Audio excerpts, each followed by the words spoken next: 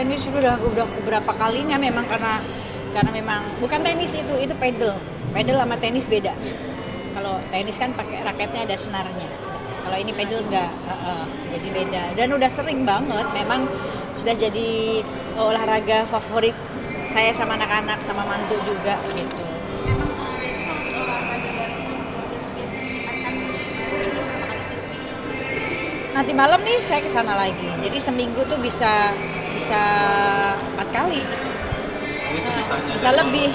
Iya, biasanya kita ada grup kan, jadi biasanya suka cek lapangan dulu. Lapangan kosong nih, tanggal sekian, jam sekian, baru deh kita, ya oke gitu.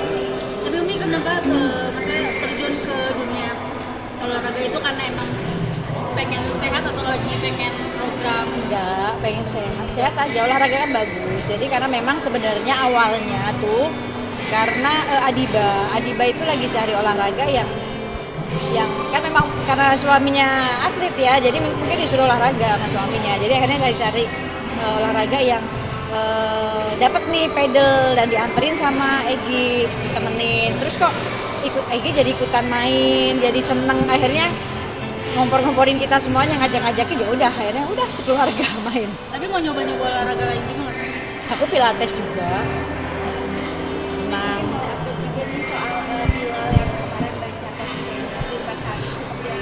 Ya, saya kan ada grup anak-anak ya, jadi memang selalu saya tanya kegiatan mereka masing-masing gitu. Jadi akhirnya di grup itu ya saling kirim video. Bilal kirim video hari ini, dia disuruh baca qasidah syair dari Imam Adat di depan ulama kan gitu. Terus Abi kirim video yang dia subuh-subuh tadi udah berangkat ngaji, karena kan biasanya subuh itu saya suka bangunin anak-anak semua buat sholat berjamaah. Ternyata dia udah nggak ada, dan ternyata dia udah ada di masjid naik motor gitu. Dan jadi memang suka kirim-kirim video. Terus yang nomor 3 lagi latihan nyetir mobil gitu. Jadi memang update anak-anak tuh pasti di grup itu gitu. Bilal nggak di Mesir, Bilal di Yaman. Alhamdulillah sih dia senang, dia menikmati karena memang banyak teman-temannya juga di sana. Kangen, pastilah, pasti kangen pasti gitu. Apalagi kalau kita lagi pergi-pergi sekeluarga pasti diingat salah satu nggak ada, gitu. Kangen lah gitu. Tapi lebih aktif gak sih? Maksudnya video call-nya lebih sering atau? Iya, kadang di grup tuh kita ya saling kirim-kirim ini gitu, informasi apapun gitu di grup anak-anak itu.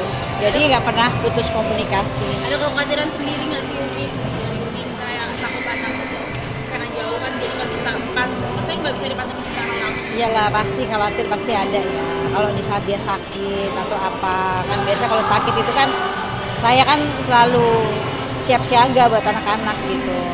Kayak kemarin Gigi sakit nih, gini. Jadi kita aja panik, ya udah dibuka aja bekelnya dan segala macem. Kakak-kakaknya juga nyaranin gitu. Tapi agak manja nggak sih maksudnya Umi kalau udah jauh kan kayak pasti lebih level kan kayak Enggak sih, alhamdulillah anak-anak. mandiri. Kan ada grup juga untuk sering komunikasi. Iya, ada grupnya anak-anak, jadi emang komunikasi aja gitu.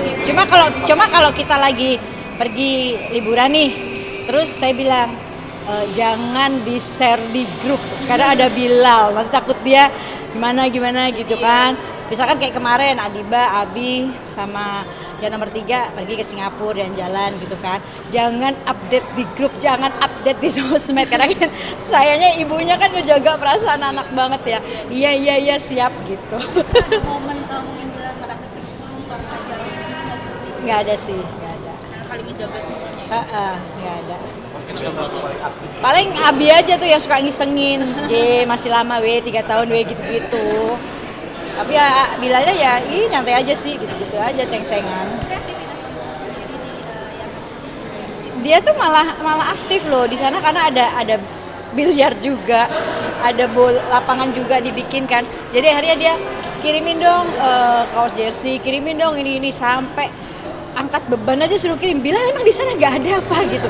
Masa kayak gitu suruh kirim, akhirnya sampai dia bikin sendiri dari semen.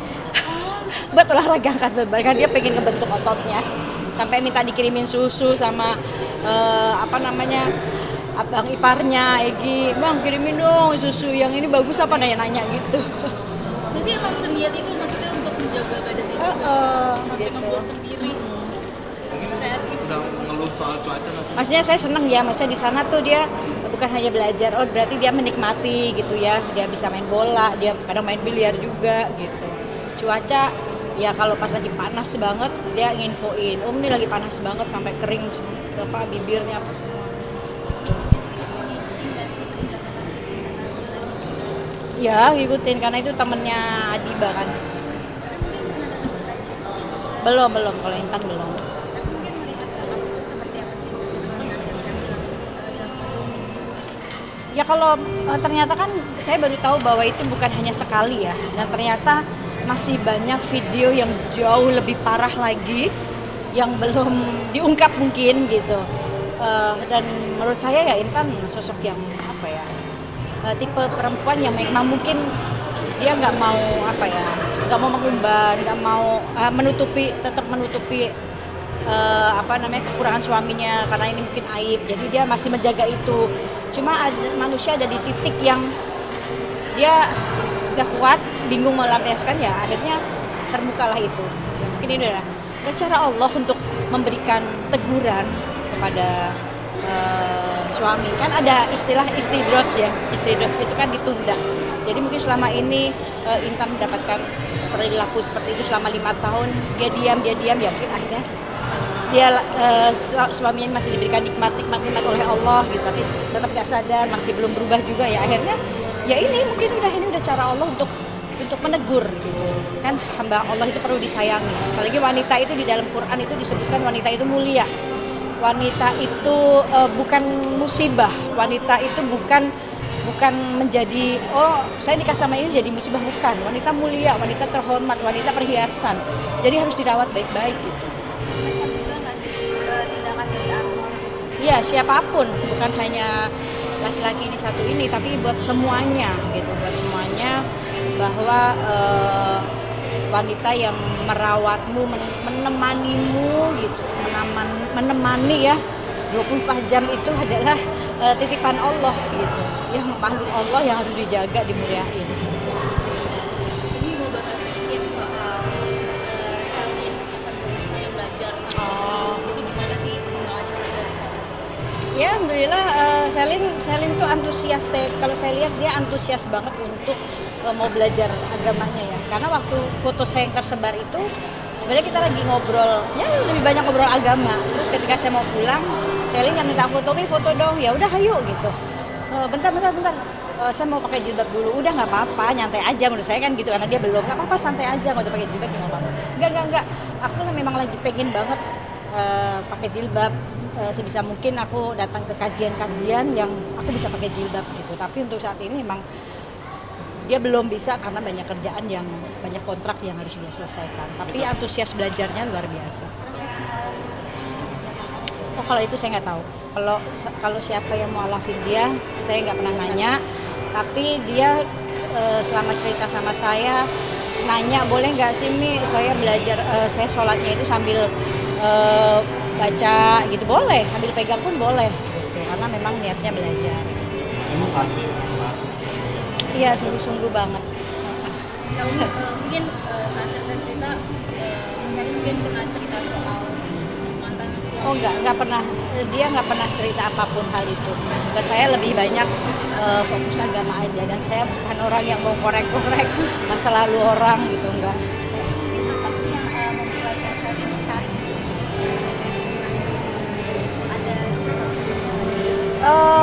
Kalau itu saya nggak nanya ya, dia hanya cerita tentang bahwa kadang saya bisa 3 hari ke masjid sendiri, tapi pakai cadar gitu supaya orang-orang nggak lihat gitu, karena takut nanti malu, kok sholatnya masih pegang ini, itu siapa sih gitu. Jadi hampir kadang 3 hari tuh bener-bener dia di masjid gitu. Ini penegasan aja, sebenarnya dia udah benar-benar mualaf atau masih belajar sih? Oh enggak, dia udah mualaf.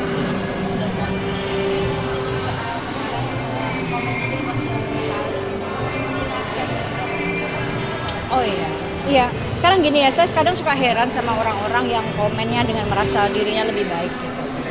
Manusia itu kan punya proses. Walaupun mungkin Natalie sudah pernah memakai hijab, akhirnya dia buka.